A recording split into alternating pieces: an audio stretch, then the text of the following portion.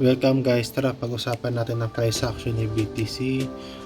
Bali, mangyayari ngayon ay kwentuhan session lang about sa price action ni BTC kung nasaan na ang market ngayon. And then, paalala ko lang ha, dito financial advice, this is educational purposes only. Gusto ko lang magbigay sa inyo ng insight kung nasaan na tayo, kung bull run pa rin ba o may market na. Marami kasi nagtatanong kung nasaan na tayo ngayon guys. Bali ngayon sa harapan natin ang aking ginagamit na indicator.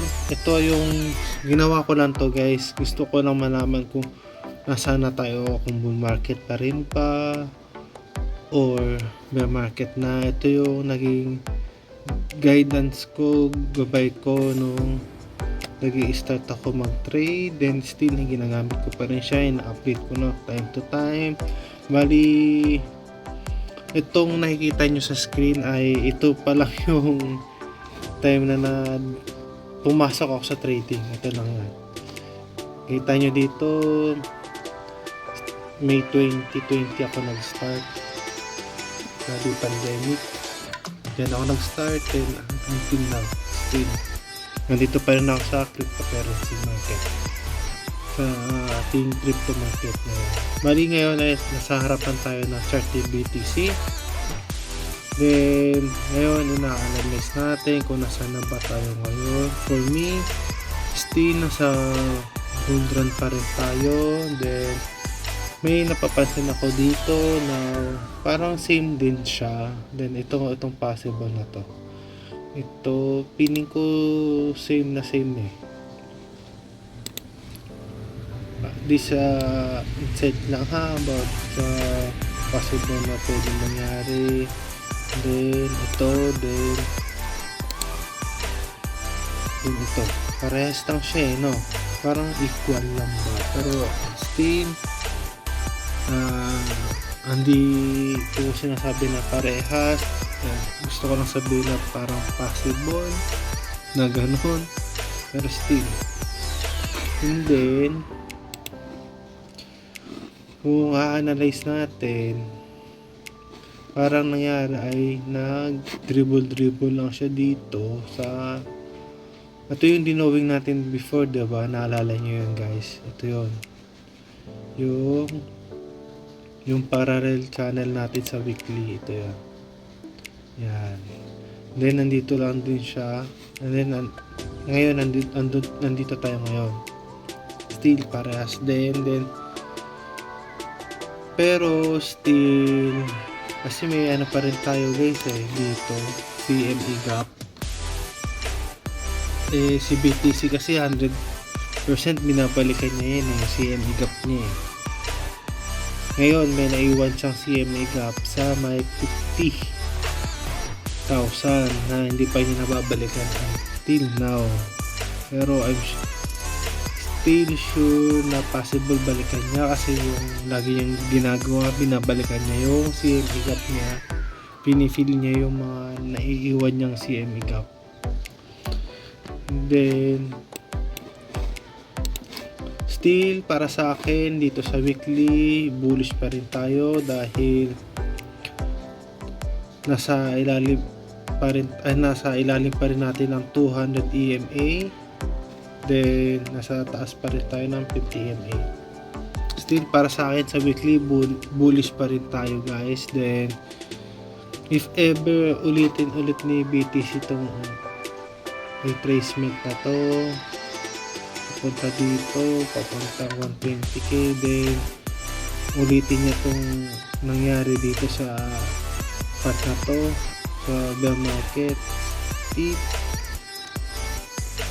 Ito yung sasabi kong accumulation area. Then tayo bumibodega, then nag-re-accumulate ulit pag may nakikitang chance, then waiting na ulit. Parang gano'n ang ginagawa ni BTC. Common sa kanya yung once na nag all time high siya, nagko-correct siya ulit, then pump, correct, pump, correct. Depende na lang kung gaano kalalim yung i-correct niya. Kasi kay BTC kasi talaga common sa kanya 10 to 20% correction eh. Still wala pa tayo doon.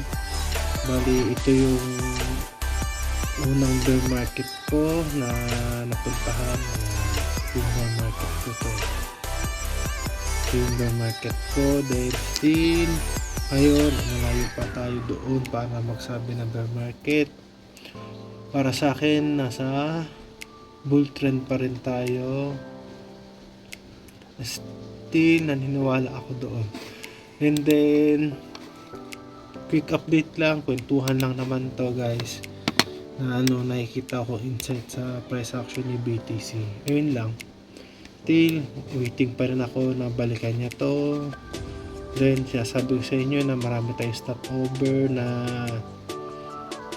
hindi yan basa-basa tutulog basta na isang diretsong gano'n, na step by step ang huhulugan ni BTC. Then still naniniwala pa rin ako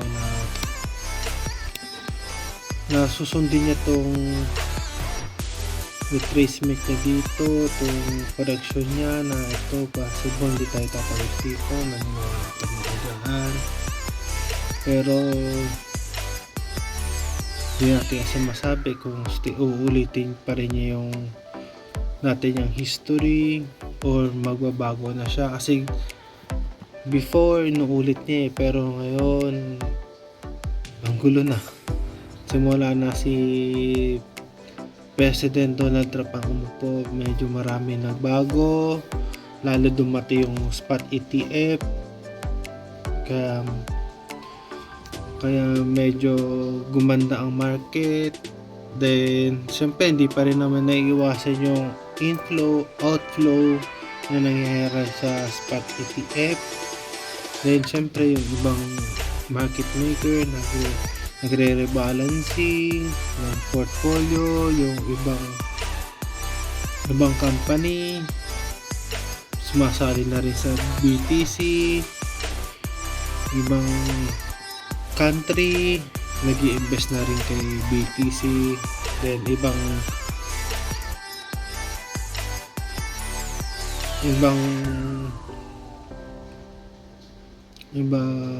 retailer inaaral na rin yung paano mag-trade, paano sumali sa ganito, diba? Dati kasi na-stuck sila sa stock market lang yung dumating si spot ETF, malaking tulong kasi gawa ng hindi nila kailangan aralin, bahala na si BlackRock gumawa para sa kanila, mag-trade sa kanila. Ganun lang yun Ngayon still waiting pa rin tayo sa possible na anong mangyari, pero ako I believe na nasa bull market pa rin tayo guys. Ayun lang guys, quick lang naman to, update lang sa atin, sa isa't isa. Ayun lang, kung may ideas kayo, please comment down below kung ano yung mga naiisip nyo ideas, para matuto rin naman ako sa inyo, di lang na ako yung nabibigay na insight. Gusto ko rin matuto sa inyo guys. And then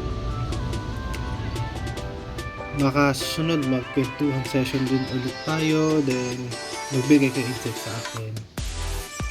Ayun lang guys, wala nang masyadong update kasi still di pa rin natin alam ano yung possible na mangyari, pero I still believe na narating tayo sa 120k para kay BTC. Puntahan to, possible baka by December, November nandito na ulit tayo. Feeling ko kasi parang ganito mangyayari ganyan, then bear market na ulit, then accumulation, then pump. Yun lang yung nakikita ko possible na mangyari, then extend lang naman natin ulit to. Ganun lang guys.